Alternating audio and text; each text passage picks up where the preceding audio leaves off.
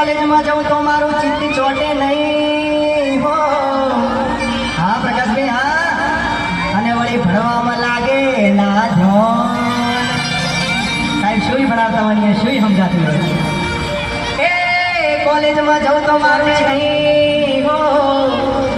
અને વળી ભણવામાં લાગે ના ધોન નીરવભાઈ